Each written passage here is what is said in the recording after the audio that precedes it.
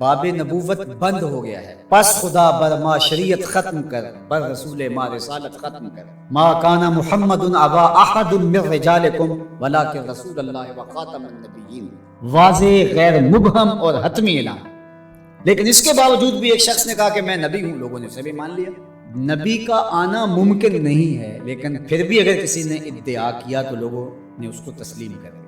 اور ولی کا آنا تو ممکن ہے، تو اب کوئی شخص ادعائے ولایت کرتا ہے تو اس کو اگر لوگ مان لیں تو اس پر کیا تعجب ہے؟ تو یہ بات طے شدہ ہے کہ جس چیز کی ڈیمانڈ ہوتی ہے مارکیٹ میں 2 نمبر اسی کا آتا ہے۔ تو اولیاء اللہ یہ اللہ نے عزت کے نشان بنائے ہیں، تو اس لیے بہت سارے لوگ جھوٹے مدعی ہوں گے کہ ہم ولی ہیں۔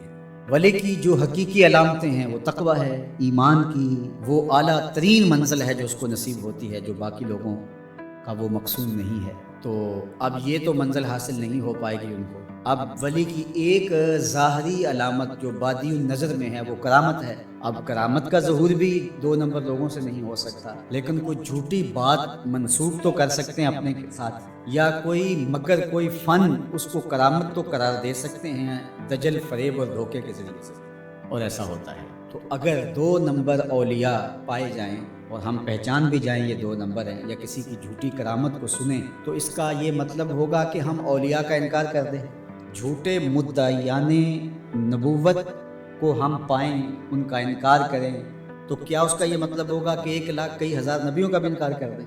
کوئی جھوٹا مدعی نبوت جھوٹے معجزات پھیلا دے اپنے، ان جھوٹے معجزات کا ہم انکار کریں، تو کیا اس بہانے ہم سچے نبیوں کے معجزات کا بھی انکار کر دیں؟ یہ تو دانش مندی ہی نہیں ہے۔ اس طرح 2 نمبر لوگوں کے گھڑے ہوئے کلام کو، گھڑی ہوئی باتوں کو، ان کے دجل و فریب کو، ان کی تلبیسات کو، ان کی دسیسہ کاریوں کو، ان کے مکر کو، ان کے متبعین کی گھڑی ہوئی چیزوں کو، ان کے حفوات کو ہم کیا کرامت قرار دے دیں؟ ہم کہتے ہیں نہیں، بالکل نہیں ہے۔ تو کیا اس کا یہ مطلب ہے، اس کا یہ مفہوم ہے کہ جو اللہ کے ولی ہیں ان کے حقیقی کرامات کا انکار کر دیا جائے؟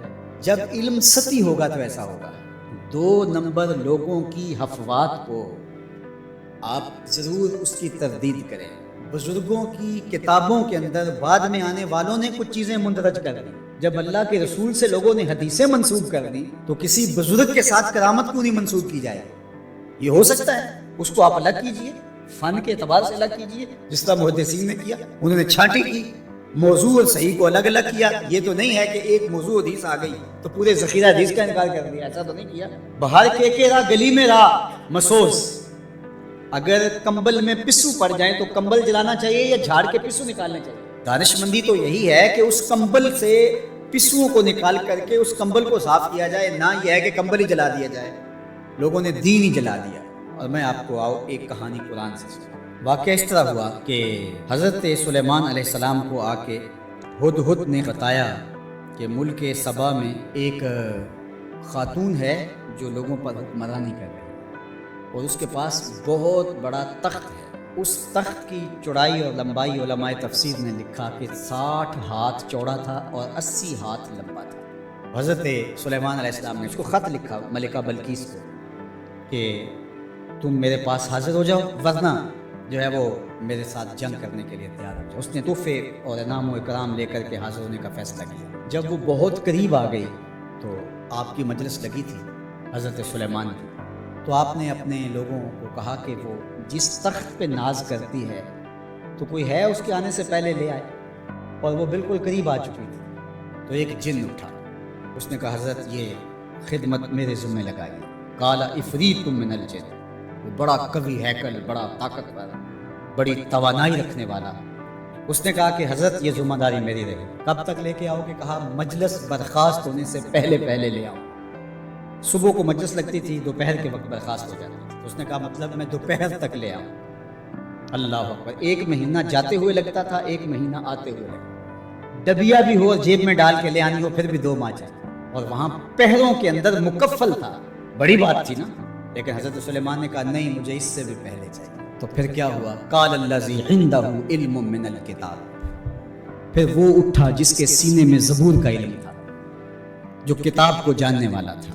وہ بولا انا آتی کا بہی قبل ان یرتد الیک طرفک، حضرت آپ آنکھ بعد میں جھپکیں گے، تخت پہلے پڑا ہوگا، اور حضرت سلیمان نے بھی آنکھ نہیں جھپکی تھی، تخت پڑا ہوا تھا۔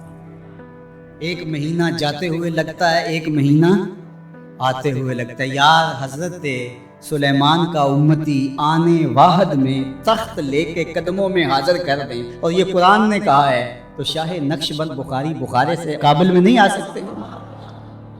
باقی امتوں کے ولی شانوں والے ہیں، لیکن جس طرح حضور نبیوں سے افضل ہیں، حضور کی امت امتوں سے افضل ہے، حضور کی امت کے ولی باقی امتوں کے ولیوں سے افضل ہے من حیث المجموع۔